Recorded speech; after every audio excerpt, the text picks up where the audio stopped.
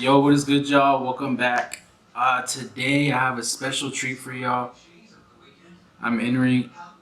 I'm interviewing the main man, Adam Lefkoe, from the Lefkoe Show, Bleacher Report. Man, dude's dope. Hit him up in the DMs. We did an interview probably 2, 3 weeks ago. Audio was bad, couldn't use it. We rescheduled. That's today. That's what I'm dropping right now. It is audio only, so just play it on in the background, do whatever. It's a pretty long conversation, but it's a dope one. I mean, we just chopped it up about a bunch of topics, and yeah, I hope y'all enjoy. See y'all on the next one. Without further ado, it's the Lefkoe man, Adam Lefkoe. Enjoy. Peace, y'all. All right, what's good, y'all? The first conversation I had with this man, unfortunately, the audio messed up, all static. You couldn't hear anything. It was a really dope conversation. I'm glad I can talk to him again. I appreciate you. It's the Lefkoe. Man, how you living, bro? I'm good. How about you? This is Adam Lefkoe from Bleacher Report, Lefkoe Show. This is the dude right here. How you feeling, Adam? How's Memorial Day treating you? Man, Memorial Day is good. Just kind of relaxing, enjoying myself. But yeah, man, the first conversation was great. I'm upset people didn't get to hear it, but I guess we got to do another one, dude. Yeah, and one thing I want to bring up from the last conversation is, I mean, the whole Tyreek Hill conspiracy theory that we were talking about. I just want you Yeah. to, kind of bring that up again, and what was your? Because I remember, Oh well, now I've softened on it. It's been so long, man. Like aw, I don't. man. Yeah, I know my ideas have kind of changed, but the only thing I was going to say about it is the one thing I learned, and I think if you listen to the Lefkoe show, it's to figure out where news comes from. And so the only thing that I thought was really interesting was the audio tapes were released by a local news station in Kansas City. And I don't know if anyone's noticed, but usually when the big news comes, it's from Schefter or Rappaport or someone. And that typically the groups that talk to the teams the most are the local news organizations. So that was really the thing that, because, I know people that have worked at TMZ, and I know that for things like that, they pay upwards of $10,000. And it just seemed odd to me that the video would get leaked for free to a local news station, because I've worked for local news stations and they would never pay for things like that.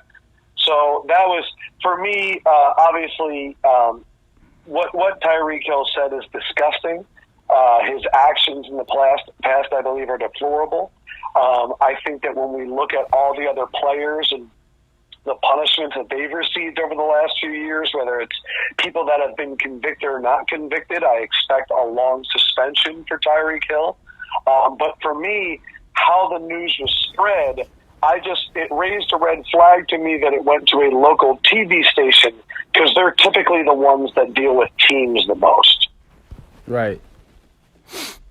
And then I remember you were saying that because of that, like we're just speaking on, we're just open, we're just having a conversation. It's not as a matter of fact or anything, but we were talking about how, like, we see it, or you the way you saw it was like the owners kind of take advantage of that, because then they can get these star players on such a low, contract, and it kind of benefits the team in a way.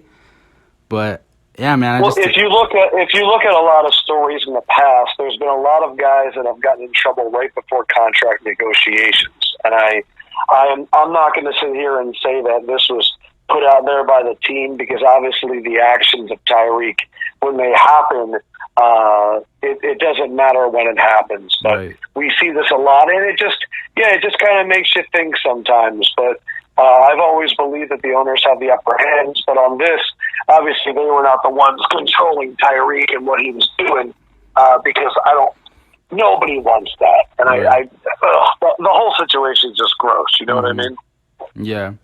All right. Well, I just wanted to bring that up because I thought that was very interesting when we talked about it, and I was just mind blown, because I remember I was just like, whoa, like I never looked at it that way, but it was just a little topic that we talked about. But so Yeah, no doubt. yeah, so and I understand, well, I obviously know you're a Philadelphia Eagles fan. You're a Sixers fan, right? Oh, big time. Okay, so you've been keeping up with the playoffs this season? Yeah, man, I've been watching Terminator Kawhi just mow everybody down. All right, so It's incredible because we have a lot of guys in the NFL that, Tom Brady has that crazy focus. Russell Wilson, Drew Brees have that crazy focus. But I think even they would look at Kawhi right now and be like, that guy is half robot. This is nuts. right. So I have a two-parter for you. One, what was your initial raw reaction when Kawhi hit that game winner against Philly? And two, how do you feel about the Raptors making it to the finals, for the first time ever? Yeah, I think when it went up and it hit the front rim, I'm on my couch at home and I threw my fist in the air because I was like, we're going to overtime. Right. Jimmy Butler had just stolen the ball, went down, made a great layup, and I'm screaming, that's why we got Jimmy Butler. And then for it to hit every part of the rim and then go in, and then all of the pictures afterwards, where the one where they're crouching down, the one where Embiid's trying to block it. Mm-hmm. I don't know, you're probably a little bit too young for this, but 1993, the Phillies were in the World Series against the Toronto Blue Jays. I was 7 years old. And it was Game 6, and we had this closer named Mitch Williams. His nickname was the Wild Thing. And this dude had an unbelievable year. He would mow people down. But in Game 6, Joe Carter hit a home run to win the World Series off of Mitch Williams. And from then on, it changed. But everyone thought about Mitch. And I remember sitting at home with my babysitter and crying.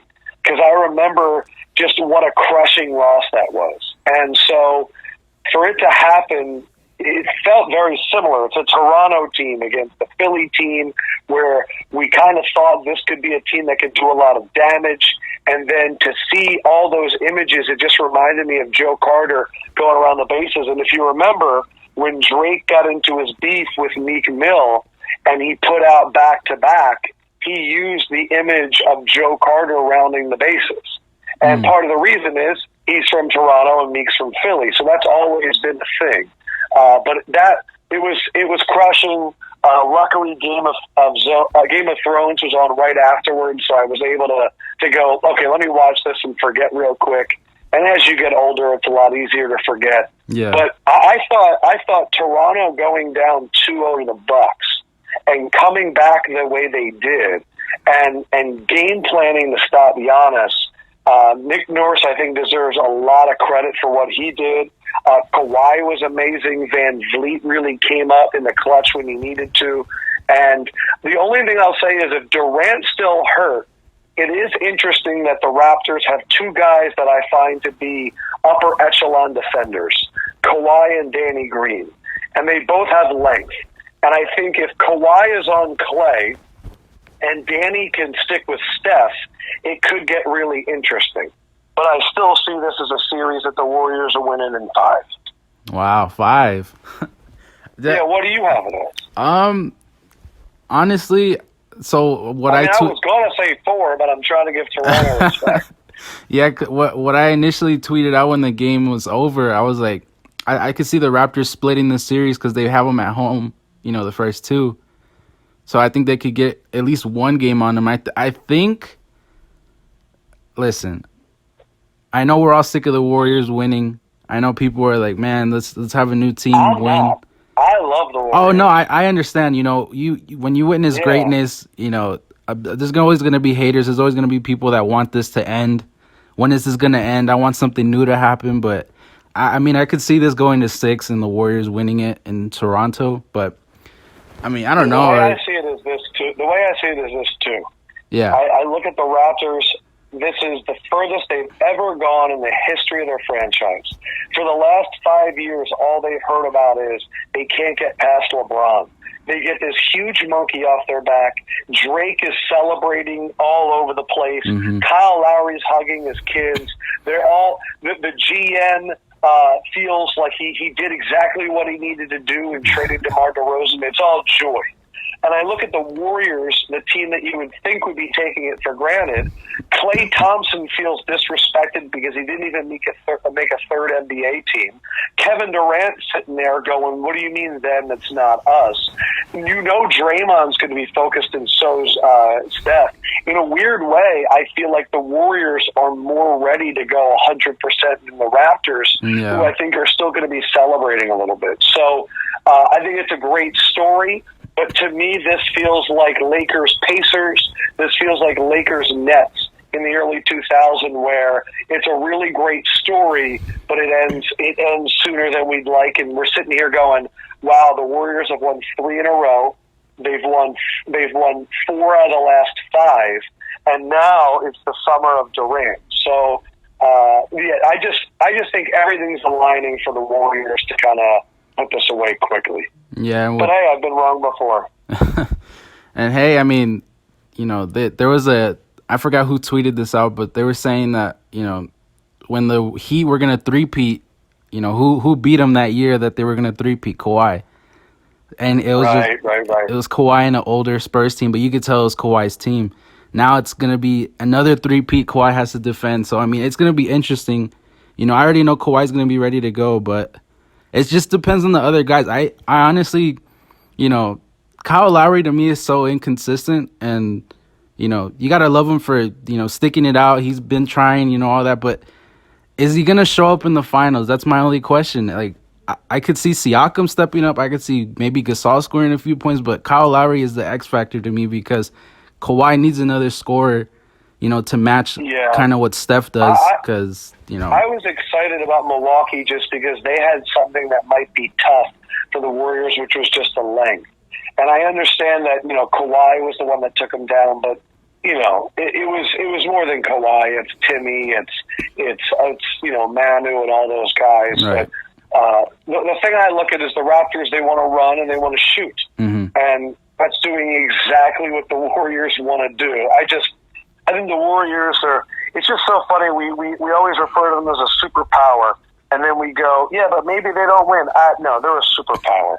They're the smoothest team I've ever seen, and when you're trying to beat a team with one guy, and they literally have 4 guys, and then you go, oh shoot, they got Iguodala, who's won an NBA Finals MVP too, that no one's even talking about, and Kevon Looney's all of a sudden turning into a player. They're so special, man. It really is incredible. Yeah. Let's see. Also, I wanted to talk to you about this. I haven't got a chance to listen to the full podcast, but sure. With the whole Ted Ginn 40-yard dash challenge, and you see who's going to be participating in it. Do you think Ted Ginn is going to take that, or do you have somebody else coming up? Man, Ted Ginn looks really, really confident. I really, I know you're talking about that thing, 40 yards of gold. Yeah. I haven't paid too much attention to kind of who's going to be in it, so I'm kind of pulling it up right now. I know that, there's a few here. I'm pulling it up right now. I think Robbie Anderson, here's my first question, is this actually going to go off? Just because I think about, the insurance policies and I think about the teams getting involved. But if these guys all do participate, the ones that interest me the most that I don't think people are talking about are Robbie Anderson and Trey Waynes. Just because those were 2 guys that were, serious 4-3 guys and really had a lot of speed. But just kind of pulling up everybody, it's interesting because some of these guys have track backgrounds and some don't. And Ted Ginn talked about that on my show. But what's interesting is we weren't even talking about this. Right. I just find that really fast guys, when they go out, people challenge them to race all the time. If you've ever seen the show Atlanta on FX, there's even one episode where Donald Glover challenges Mike Vick to run. And I've talked to Mike Vick before. I've talked to Deshaun Jackson, and they all say the same stuff. People want to race them. When you're a basketball player, people say, I could take you one-on-one. NFL players don't really have that, so they just got to race. What's interesting about Ted is Ted had a track background. He could have tried out for the Olympics when he was in high school, but he had a lot of success playing football. And there's difference between being fast with pads and being fast coming out of the blocks. But what I'm really hoping to get right now is to get into race Matthew Bowling, White Lightning, that high school kid. Oh, yeah, okay. Yeah. Because he responded to a tweet and said, "I'll race." And so I've been trying to DM him and set something up and maybe do something for charity. But yeah, it's that time of the year where things like racing is in the news, and I love it. Right. And to stick to football, the whole Jets debacle, I heard your take on it, but I just want to know, like, to me, for a team to have, I mean, possibly one of the best off seasons, out of any team, and then for McCagnon to get fired, and you hear the whispers of Gase wanting to trade Leonard Williams. It's kind of like reminiscent to what happened in Miami, like all the high character guys he wants out of there so he can run the show, and just want to. It's interesting because I'm hearing that Gase is a control freak like that. Yeah. But I would also blame both organizations in this regard.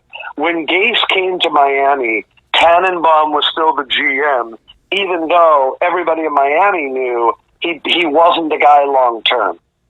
Here, Gase gets hired in New York, and apparently they must have known that McCagnon wasn't the guy, and yet they kept him and then fired him afterwards. I understand the timing of firing McCagnon now because he had probably done a ton of research on the draft and free agency, and there's also no more big things that need to be done right now. So not having a GM at this point isn't that big of a deal.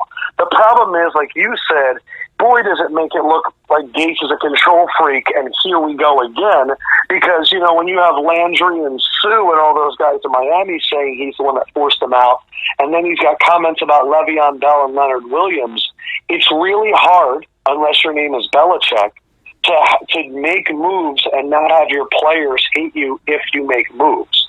So I look around the NFL and I see these great units of GM and coach. In Philadelphia, Howie Roseman and Doug Peterson came in together. This hasn't been perfect, but Ryan Pace was solidified at the GM, and then they go out there and they get their coach in Chicago. San Francisco, they bring in Lynch and Kyle Shanahan together. Seattle, they have John Schneider and Pete Carroll. They've been working together for a long time, and it's really worked.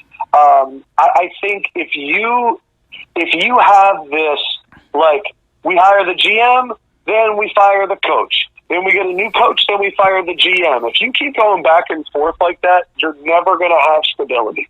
And it's so important that those two things are aligned because your GM is the one picking the players for your coach. And they need to be on the same playing field because if not, they're going to talk crap about each other all the time.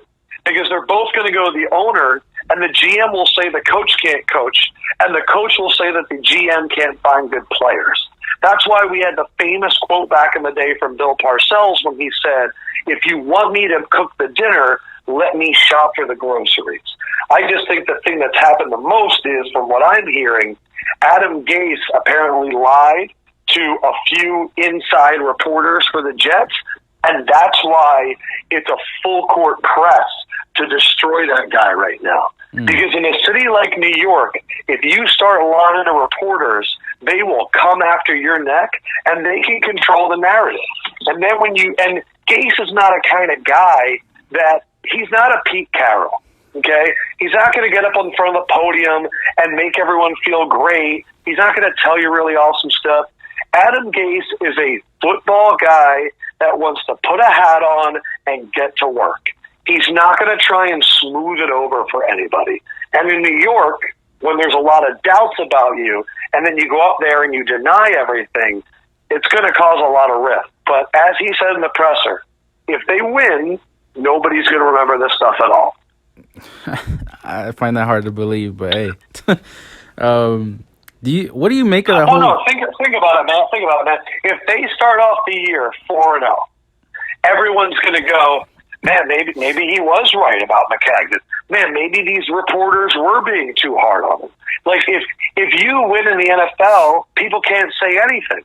If Bill Belichick wasn't winning games, do you think we'd let him say on to Cincinnati? Right, No, that's true. but because he is, he could do whatever he wants.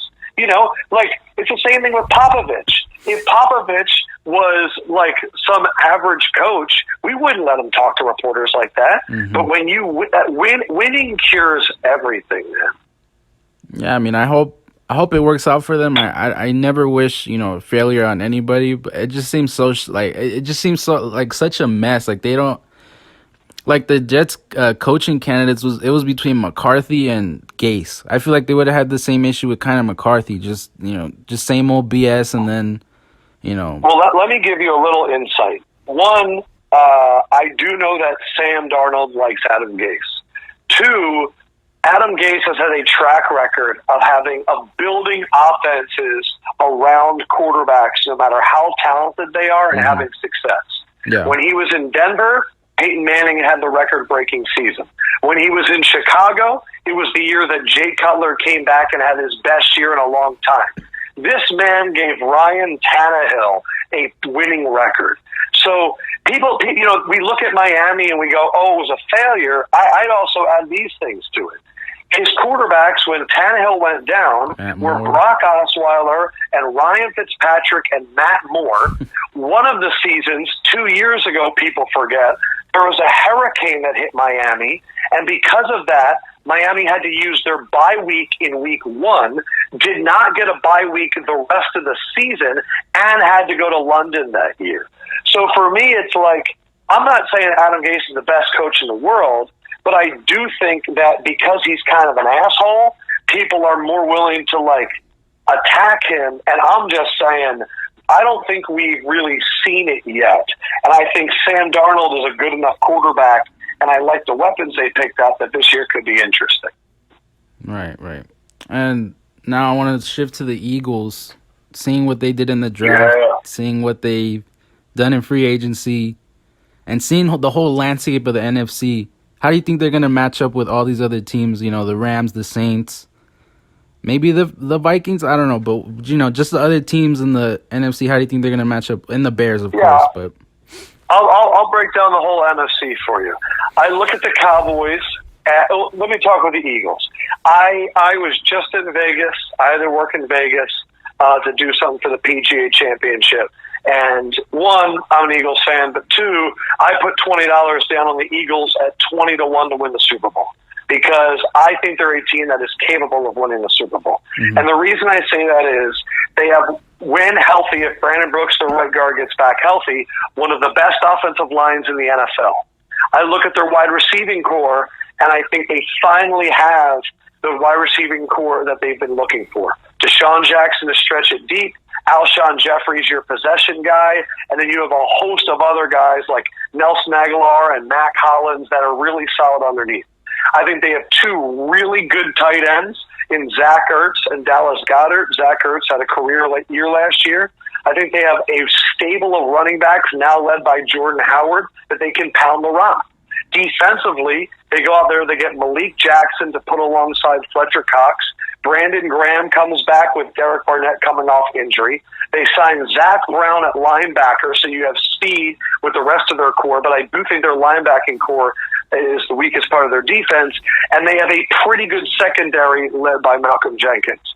What I saw from the Eagles last year in the playoffs, when they pushed around the Bears in the playoffs, and what I saw for the first half of the Saints game was a team that could push teams around and be really physical.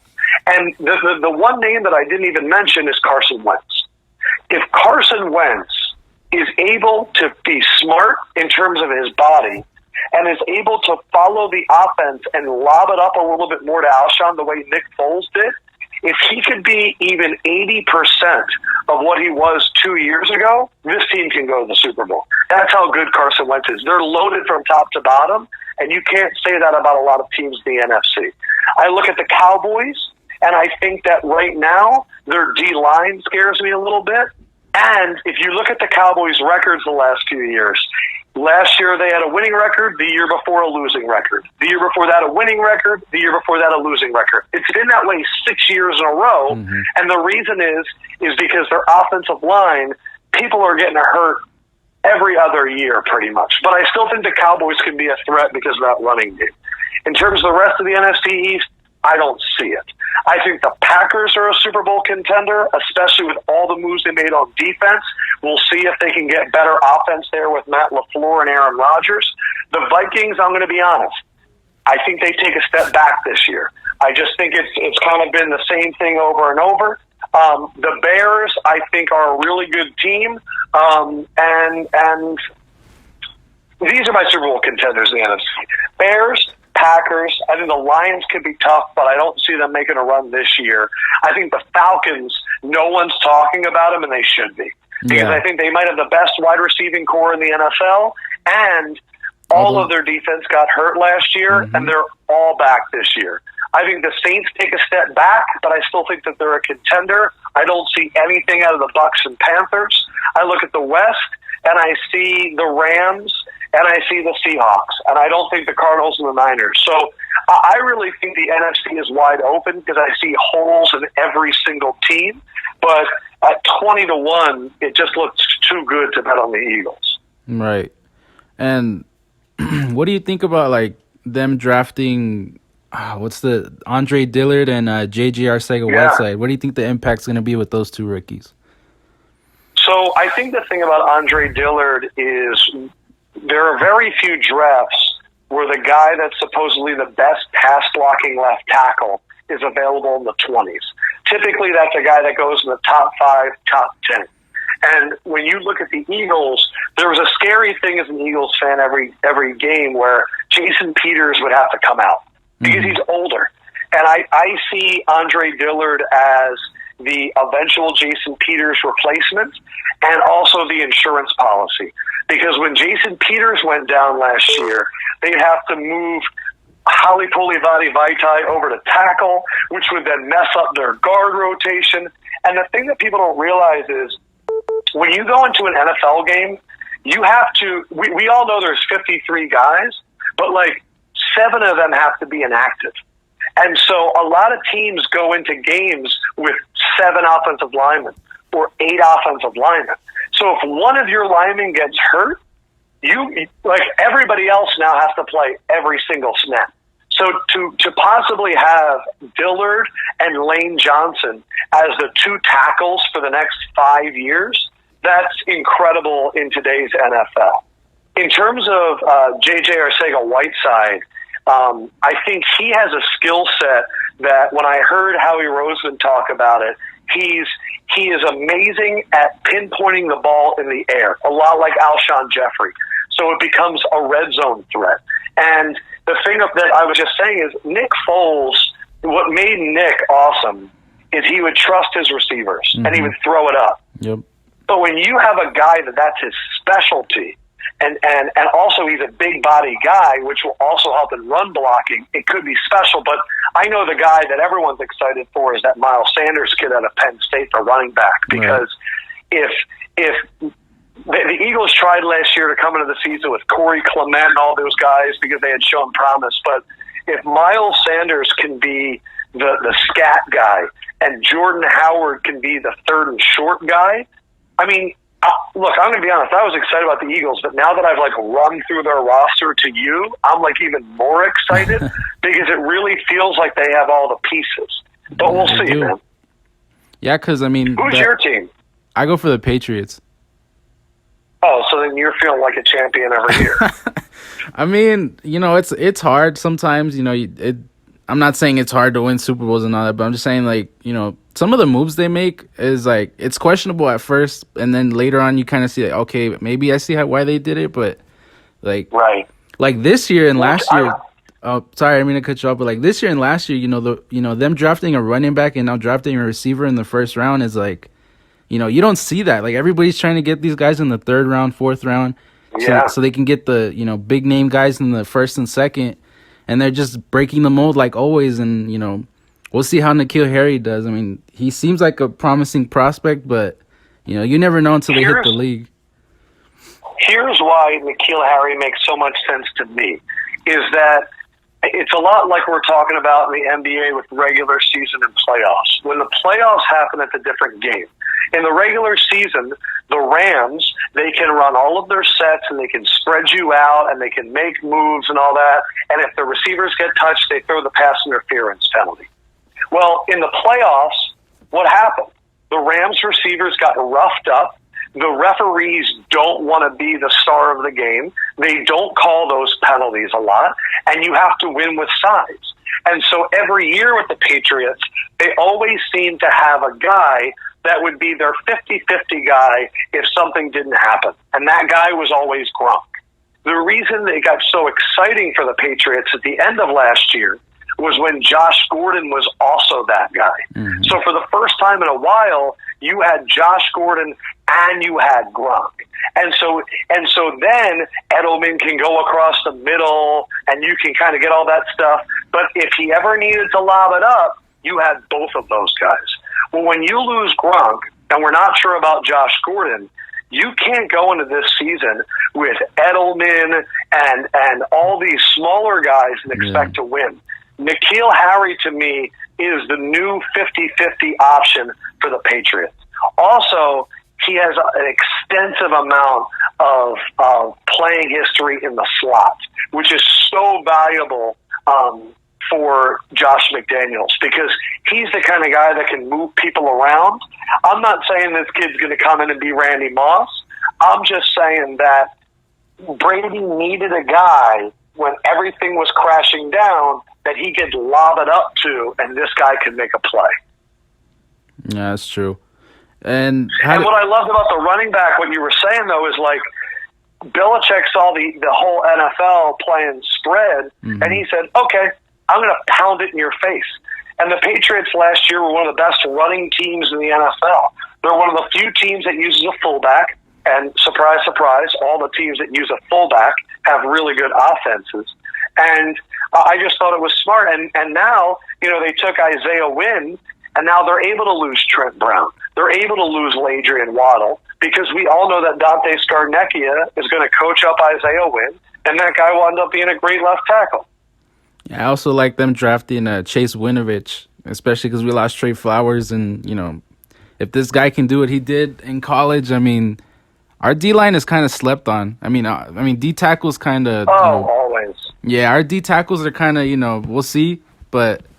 What the Patriots do, if you look, is they rarely draft defensive linemen very early. Mm-hmm. Now, I know they took Malcolm Brown at the end of the first round a few years ago, and they just let him go. But the thing that they do is they look for depth. And the Ravens are like this, and there's a few other teams that are like this. The Colts have been talking. I just read an interview with Chris Ballard where he talked about they want an 8 deep.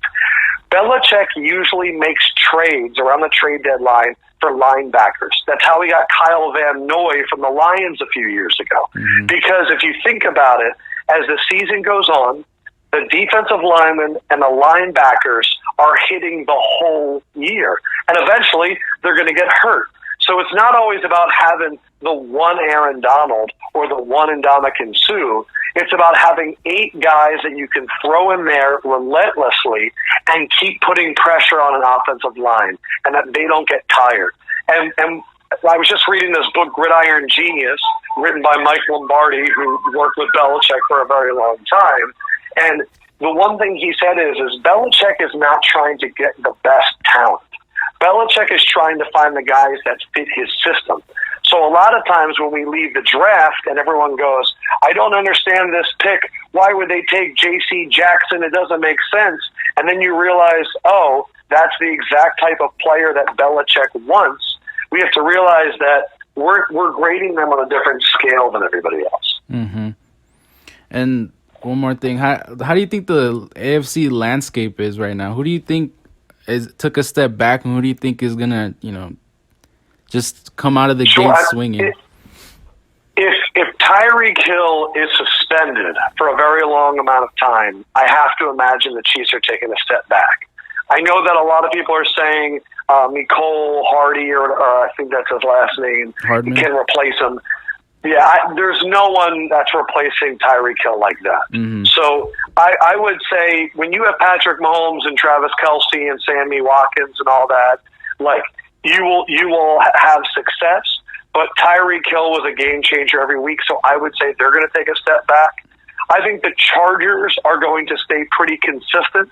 They've added a lot of depth on their D-line, and that was their biggest issue last year. My problem with them is, as the year goes on, Phillip Rivers' arm consistently gets more and more tired. That's just where he is in his career. So they'll start strong, but I worry about them finishing strong. Broncos and Raiders, I'm not really looking at them as serious contenders. You look at the South, the Colts are a team that I think everybody will circle as a Super Bowl contender because they have all of the pieces. I love their coaching staff. The question will just be, will their running game be able to be consistent the whole year? I think the Jaguars have a bounce back year. I think their defense is too talented, and when you move on from Blake Bortles, the team has to get better. I also think Leonard Fournette being healthy will be big. I think the Texans fall off a cliff. I think that, I look at the Texans last year, and the reason I had them winning the South in the beginning of the year was their strength of schedule was awesome. And when you look at the quarterbacks they actually had to face last year, they didn't have to face really a good quarterback until Andrew Luck. That's why their defense looked so good, but then it kind of fell off. So I can see them taking a huge step back. The Titans, I have no idea. You know what I mean? They're one of those, who the hell knows what the Titans are going to be? I think the Ravens are going to be a very consistent football team. Mm-hmm. I think the Bengals will be below average. I think the Browns will be good but inconsistent. Like, when I had the betting experts on my show, I said, the Browns seem like America's team, which makes me want to bet against them. And they said, you're exactly right. Mm-hmm. So I think the Browns have a lot of talent. It's just I'm not willing to commit yet that they're going to make the run. And then in your division with the Patriots, we know the Dolphins are in a rebuild. The team that I would be more afraid of than the Jets would be the Bills. Exactly. And the reason is we talk about knowing who you are. And we talk about Belichick getting his guys. The Bills have gotten their guys. They've added like 6 offensive linemen so that they've gotten a ton more depth. They added another running back to take the load off LaShawn McCoy. Josh Allen, while people can say he's not consistent, is a freak athlete. And the number one way to beat a Belichick team is to have a quarterback that you can't predict what he's going to do. Mm-hmm. So why Belichick hasn't had a ton of success. He's lost games to Deshaun Watson. He's lost games to Russell Wilson, to Cam Newton. Mm-hmm. It's the guy, because he can plan until you start to run. And I also think Sean McDermott's one of the best defensive coordinators in the NFL that nobody talks about. And I just think they're a super, super hard-nosed, tough team. And both times they played the Patriots last year, they had a chance to win. The second one got out of hand, but the first one on Monday Night Football, Buffalo was starting Derek Anderson coming off of a golf course 3 days beforehand, and they were in that game with all those trick plays. Yeah. And I look at Buffalo as a very unsexy team that I think can do a lot of damage next year. Right. I mean, even like you said, with that Monday night game, it was 18-6 before that pick six happened, and if they score a touchdown, I mean, you can't say the Patriots got this. I don't know. Believe me, I bet the Patriots in that game, and I'm sitting there sweating it out. Yeah, I'm sweating it out because the Bills were keeping it close. No, the Bills are a disciplined team. Also, take a look at their success on the road the last few years. They went into Atlanta 2 years ago and won. They're a team that they travel really well. Remember, they had Nathan Peterman as their starting quarterback and almost beat the Jaguars in Jacksonville in that playoff game before Jacksonville went and almost beat the Patriots. This is a team that they just have all their ducks in a row. They're super disciplined. And in the NFL, it's not always about talent. All these teams are talented. It's about the teams that are the most disciplined and sound. Right. And real quick, 2 more things to switch back to basketball. Where do you think Kevin Durant's going to sign? Where do you want him to sign? The Nets would be interesting. Everybody's trying to guess, but I think it's more fun to say, like, where do you want him to sign? Like, I obviously don't want him to sign with the Warriors. You say the Nets. The Nets or the Clippers are, to me, I think those are the most interesting places for him, because if he wants a team where he can be the man, I mean, and they're already pretty good as is right now, and they add a Durant, I mean, who's to say they can't be at the top of their conference next year? I think from like an entertainment standpoint, him on the Knicks would be amazing. Yeah. But I do think that everyone is talking right now about the Clippers. And not just for Durant. Like, I've heard that about Jimmy Butler too. Because the thing is the Lakers have become a shit show. And which in my mind means LA's up for grabs. And the thing is people go, if you win with the Knicks, you're a legend forever. Bro, if you get the Clippers a championship, you take over LA like that, but the Clippers have never had that success. Mm-hmm. It will not be as big as the Knicks because, again, if you win in New York, this city will throw you a parade and you'll never have to worry about anything the rest of your life. But I'm rooting for Durant to go to the Knicks mainly because if he has trouble dealing with the media in Oakland, when he comes to New York, it could be crazy.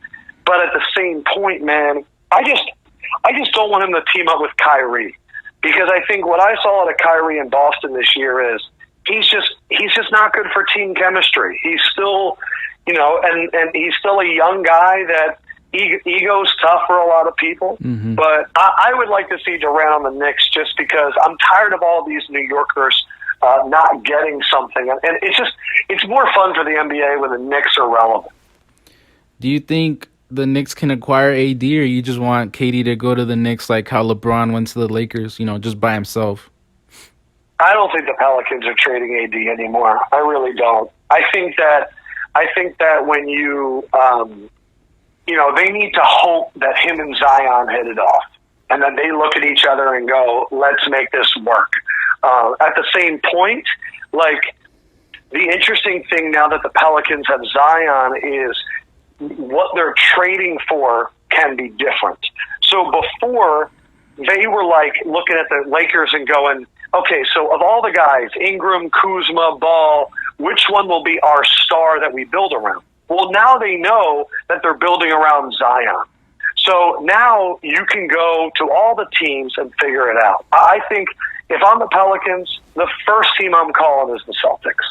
And I'm going, I want Tatum, I want Brown, and I know that they're supposedly not giving those guys up, but that's the team that I like that talent the most because I think they got sabotaged by Kyrie. But if it is the Lakers, I just have too many question marks about all those guys. What's up with Ingram's health? Is Ball going to be able to shoot? Is Kuzma more than just a streaky shooter? You know what I mean? So I think it's really interesting, but I also think that Zion's going to the one team that changed the whole offseason. I think that really flipped it around because otherwise I think AD went from like 100% being traded to like 40% being traded. Yeah, especially because Griffin's there and he doesn't want him to leave at all, so that's going to be interesting. I mean, we already heard AD say he still wants to get traded, but yeah, I would just wait until February. If it doesn't work out, then just trade him. Like, honestly, like, it doesn't even matter at that point. But just let him first half of the season, see how it goes, and then just go from there. But yes, Zion does two things to Anthony Davis. One, Zion is like a super personable kid, and they're going to get along. But also, two, Anthony Davis literally just became the second most popular Pelican in the city. And he's never experienced that before. It's going from, stay, AD, stay, we love you, stay, to now it's like, Zion! And you have to imagine as a professional athlete, that's got to make you more competitive. Yeah. And we're going to see what it brings out of him because all of a sudden you're not the toast of the town anymore. And that's got to be a weird feeling for someone that's always been the toast of the town. And one more thing, Game of Thrones, I heard you're a fan of Game of Thrones. So was season 8 as bad as everybody else, is talking about to you? No, I don't think so. I think that, I think what sucked is that I think everyone's upset that it ended. You know, like no one's willing to say it sucks because it ended. You know, like when I was watching this when it first started, nobody was talking about it, and it felt like it could go on forever. But I think the reason it kind of upset people, and the part that upset me was, I felt like this season could have been 2 or 3 seasons. And so I don't blame the writers too much because they had to cram like 2 or 3 seasons into 6 episodes. The other thing is, too, what did we celebrate this show for so long?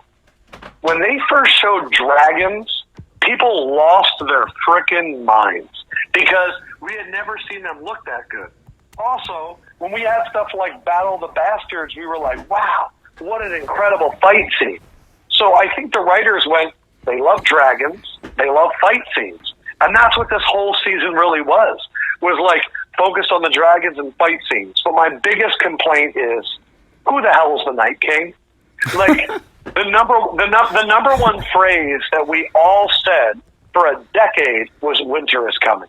That's it. That was the number one phrase of Game of Thrones. Mm-hmm. And yet, we're never going to find out who is the Night King, where did he come from, why was he attacking, why was he going after Bran. Like, I didn't need all of this Cersei stuff. I didn't need it to focus that much on, like, a ton of the Starks. For me, there was this mysterious figure, and we still don't know who he was, where he was from, what he was doing, and why he was doing it.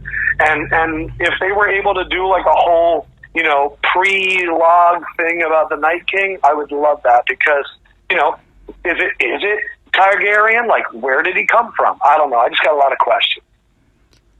All right. Well, hey, we'll just end it on that note. I mean, I appreciate you, Adam, for coming on like last time, giving me the time of day to just speak with you and just, you know, just chop it up on a bunch of topics. And guys, literally, this dude has one of the best sports podcasts out there. I'm not just saying that because he's here. Like, since Sims and Lefkoe, this dude just, you know, he knows what he's talking about.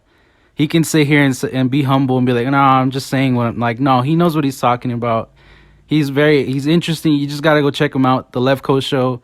Check him out on, you know, I know he's on Bleacher Report. He's on, you know, all these podcasts. So just check him out. And hey, I always got time for the homies, my man. Right. And just real quick, go ahead. Do you have anything upcoming? Just, you know, just plug yourself real quick, just before we head out. Yeah. Well, I don't know when are you going to be releasing this, by the way, just so I know. Today or tomorrow. All right. Awesome. So next week I'm taking a rare time off, and we're going to have 2 episodes, one with Algie Crumpler, who I've always said when I play flag football, I play like him, and he called me the white Algie Crumpler, which was great. And then coming out on Thursday, an interview with Austin Hooper, tight end of the Falcons, and he is an absolute baller. Like, just the conversations we had were so much fun. The only other thing is the next few months I'm going to be hitting the road, and I'm going to be having a new show that's going to be coming out during the season, and it's going to be me, like, kind of going on the road and kind of diving more into these athletes. You know what I mean? Like, what makes Vontez Burfict angry, or you know, pulling pranks with Travis Kelce. So I got a lot of stuff. Just stay on the lookout for it. I'm on social at Adam Lefkoe, Lefkoe, or you can hit me up on the Lefkoe Show. And I always answer my DMs. So slide in there, man, and I'll talk because, you know, communicating with you guys is what's the most important thing. All right, Adam. I appreciate it, man. Thank you. And we'll see you later. I appreciate you. All right. Take care. All right, brother.